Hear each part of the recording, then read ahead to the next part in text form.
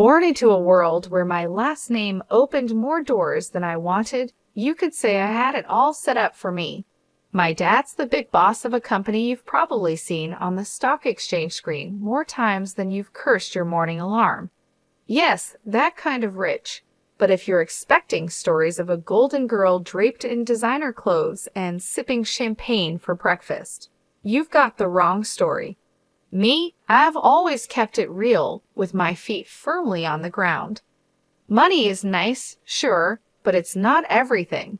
I chose a different path, one that led me to places money can't buy and experiences no gold card can fetch.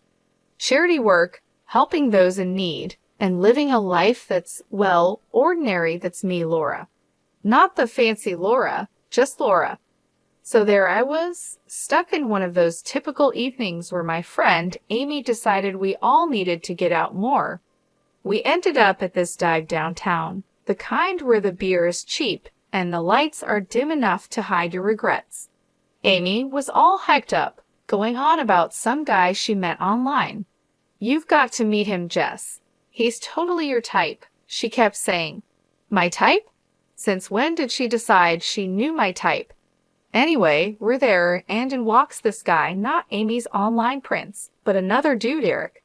He was there with some friends, looking as out of place as a cat at a dog show.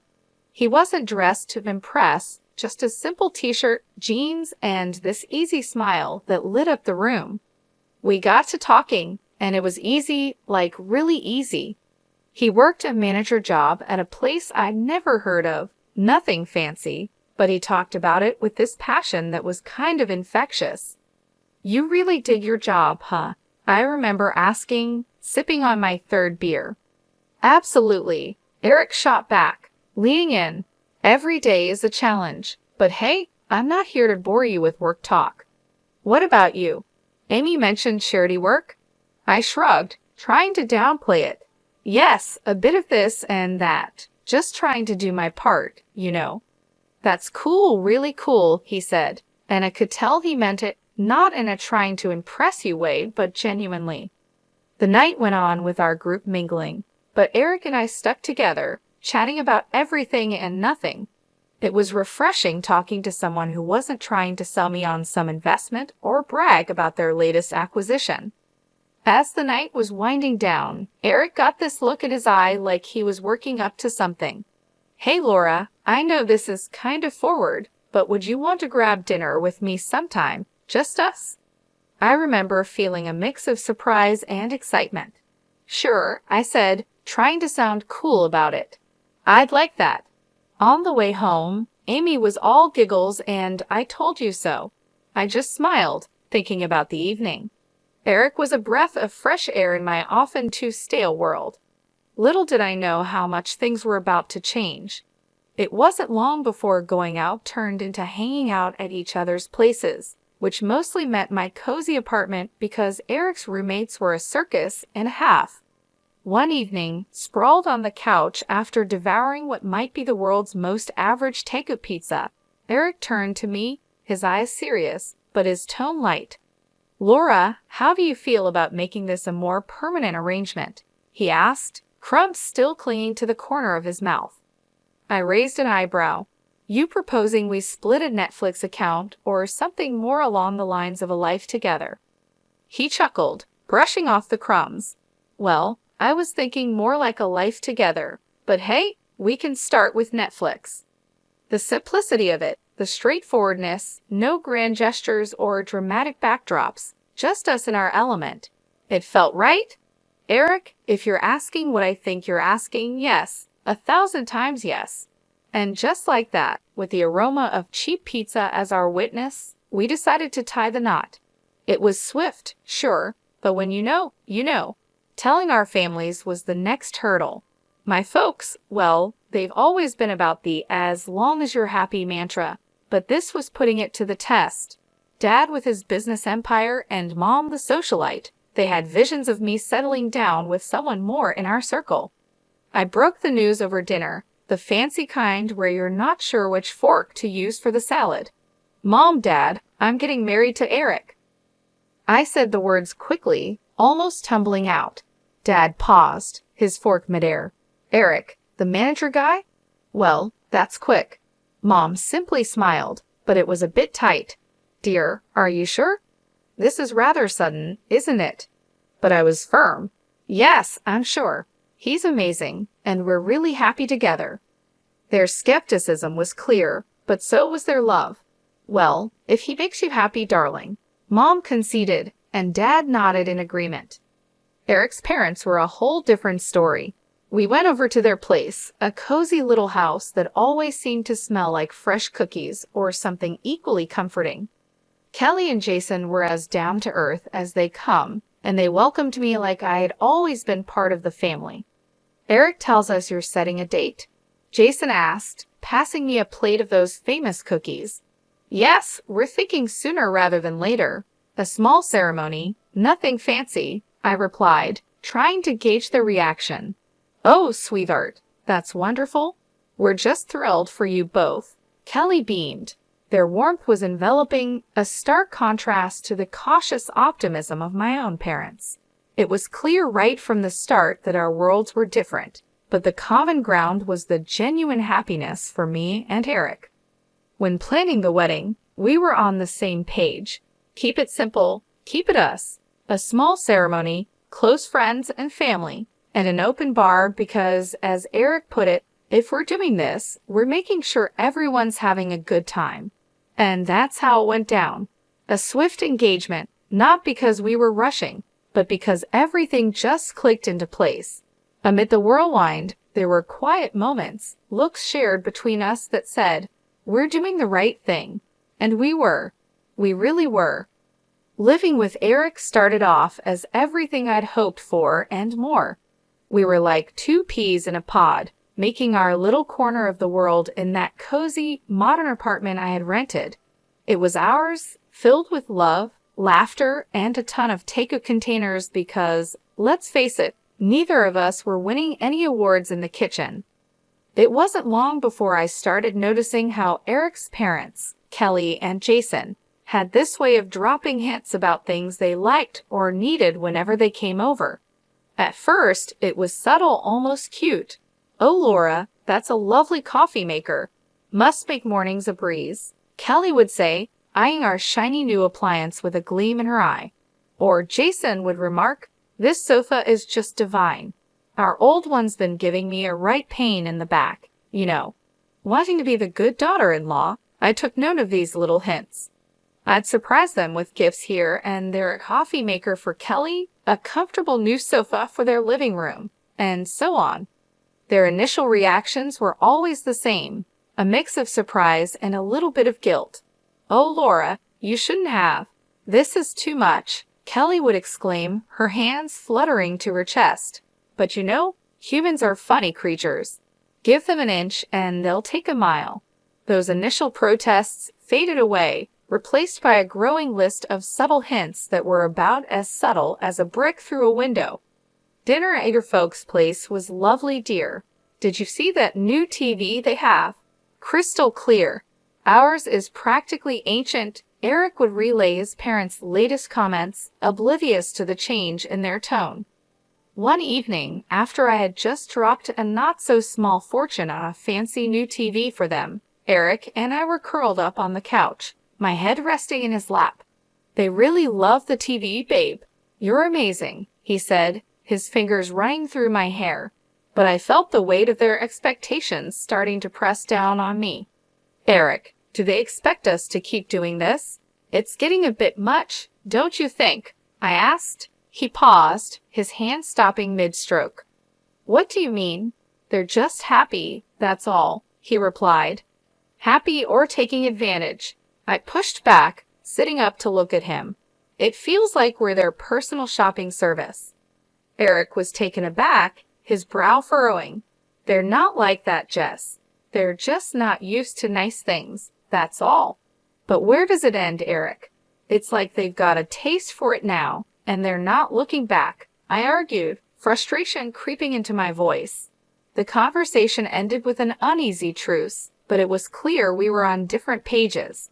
Kelly and Jason's gratitude had morphed into entitlement, and it was putting a strain on me. I loved Eric, but I wasn't about to become a bottomless ATM for his parents. When my dad's company hit hard times, it felt like the rug was yanked out from under my feet. That cushy life, poof, gone. And with it, the whole dynamic of my relationship took a nosedive. The shift wasn't gradual. It was like flipping a switch from daylight to darkness. I had to break the news to Eric and his folks, and let me tell you, that was a conversation I'd been dreading. Listen, things are going to get tight. Dad's company's tanking and, well, we're in for a rough ride, I told them. I tried to keep my voice steady, but the tremor betrayed my nerves. Eric's reaction was a gut punch. You're kidding me, right? What do you mean things are going to get tight? You're telling me we can't live like we used to because of your dad's mess. His words were cold, and for a second, I wished the floor would swallow me whole. Kelly and Jason's faces were no better, their disappointment barely hidden. This is quite the situation you've put us in, Laura, Jason added, his tone full of reproach. Just like that, the warmth and camaraderie we once shared disappeared, replaced by a cold expectation that somehow I was to blame for my family's financial downturn. Moving in with them was supposed to be a temporary solution. Our once independent life was swapped for a guest room that felt more like a cell in the house of two people who now saw us as a nuisance. The atmosphere was charged with tension, every day a reminder that I'd somehow failed them. We're cutting back on everything because of this, Kelly would remind me, her voice sharp as she served dinner that was a far cry from the lavish meals we used to enjoy. And Jason always had a comment on saving costs. Make sure those lights are off. We're not running a charity here. But Eric was the hardest to bear. The man I married seemed to have vanished, replaced by someone who saw me as a letdown. Can't you do something? Talk to your dad? It's like you don't even care we're living like this. He'd snap, anger flaring over the smallest things. Our conversations, once easy and filled with future plans, were now minefields. Every word I said was a potential trigger for another outburst. I thought marrying you meant security, not this struggle, he'd throw at me during arguments, his words slicing through me. It was clear we weren't just dealing with financial stress. This was a test of our relationship, revealing true colors under pressure. I was stuck in the middle, battling the disillusionment from my husband and his parents while grappling with my own sense of failure. Kelly's birthday dinner was supposed to be a cozy family thing at an upscale restaurant, a break from the constant tension, but it turned into the showdown of a lifetime. I should have seen it coming with the way things had been going at their place. We're all sitting there, menu in hand, and I'm trying to keep the peace, just blended to the background. That plan got ruined the second orders started flying.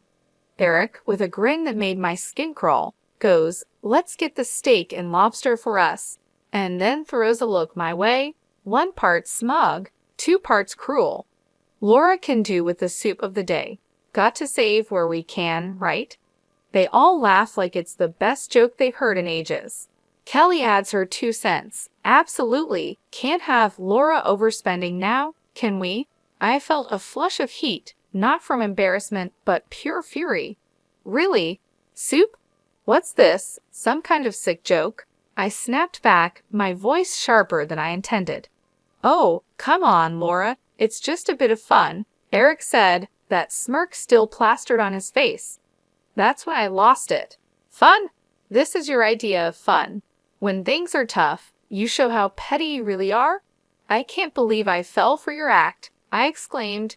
You could hear a pin drop. The whole restaurant was watching now, the awkwardness off the charts. I didn't sit back down. Keep your fancy dishes and your pathetic jokes. I'm out, I said, standing up so fast my chair nearly toppled over, the noise echoing and turning more heads our way. Eric reached out, trying to play the peacemaker. Laura, don't. Let's not make this a scene.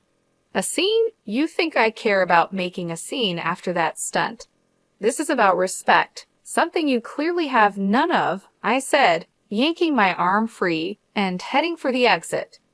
The weight of their stares was on my back, but stepping out into the night felt like breaking out of prison.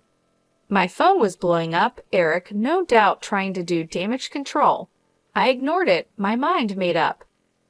I drove back to their place, a storm of emotions brewing inside. How had things gone so sour? Eric and I were a team, or so I thought. But that dinner was a slap in the face, a wake-up call I couldn't ignore.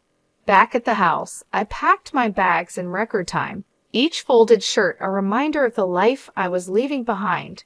It wasn't just about leaving a place. It was about leaving a relationship that had shown its true colors. I turned off my phone, cutting off the barrage of messages. The silence was eerie but welcome. That night wasn't just the end of a disastrous dinner. It was the close of a chapter. I had no interest in revisiting after the disaster that was Kelly's birthday dinner. I found myself driving to my parents' house.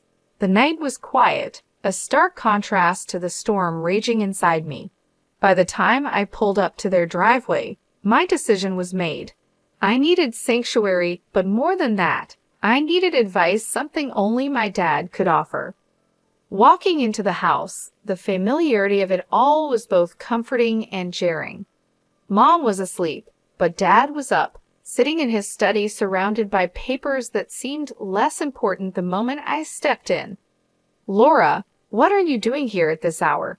Is everything okay?" he asked, standing up, concern etched on his face. I took a deep breath, and the events of the evening poured out of me in a flood. I told him about the dinner, about Eric and his parents, and how I felt like I'd been reduced to nothing but a source of income for them. Dad listened in silence, his expression hardening with every word. When I finished, he sighed, a sound that carried years of experience and a hint of sorrow. "Laura, I saw this coming. I just hoped I was wrong," he finally said, his voice steady but filled with empathy. "How could I have been so blind, Dad? I thought Eric and I were different," I said, feeling the weight of my naivety. He walked over, putting an arm around my shoulders. "You wanted to see the best in him and them. There's no fault in that. But people show their true colors in tough times. It's a hard lesson, but an important one." I nodded, the reality of his words sinking in. "But what do I do now? I can't go back there. You'll stay here for starters. As for the rest, we'll figure it out together," he assured me, his confidence a balm to my frayed nerves. Then he shared something that took me by surprise. "You know, the company's situation isn't as dire as it seems. We're actually on the verge of a breakthrough." It was a strategic move, a way to weed out the opportunists. I stared at him, stunned. "So you mean to say we're not broke?" He chuckled, a sound that was part relief, part amusement. Far from it, but it was important to see who would stick around when the chips were down. Unfortunately, Eric and his family showed their true selves. The revelation was a lot to process. My anger towards Eric and his parents was now mixed with a sense of vindication. They had revealed their true motives and, in doing so, had freed me from a future of manipulation and deceit. "Dad, I don't know whether to be relieved or furious," I admitted. "Probably a bit of both," he said, giving me a reassuring squeeze. "But the important thing is you're free to make a better future for yourself."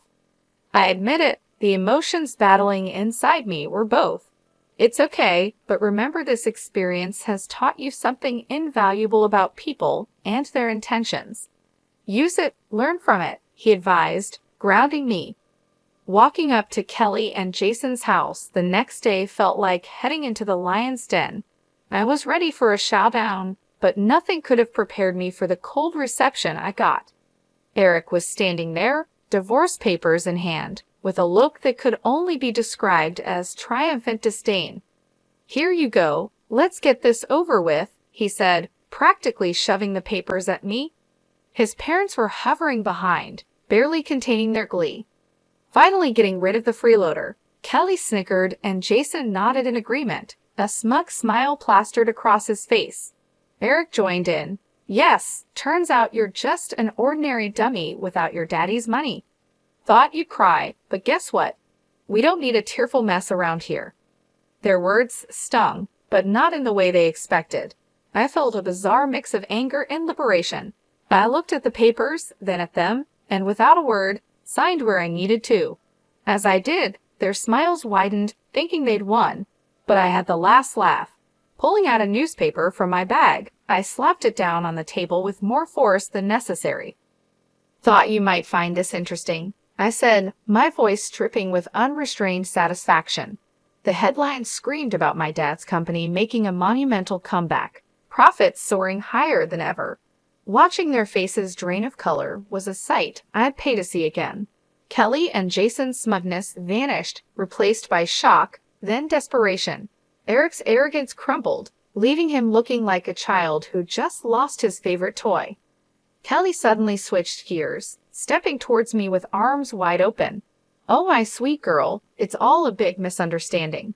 Let's hug it out." Jason, ever the opportunist, chimed in. "Let's not rush things. Sit down, have a coffee, and we can talk this through." And Eric, oh Eric, he was the picture of regret. "I was wrong, okay. We can fix this. I want to make everything right, please." Their sudden change of heart was almost comical. Almost. I couldn't help but laugh, a deep, hearty sound that felt cleansing. "You three are something else, you know that.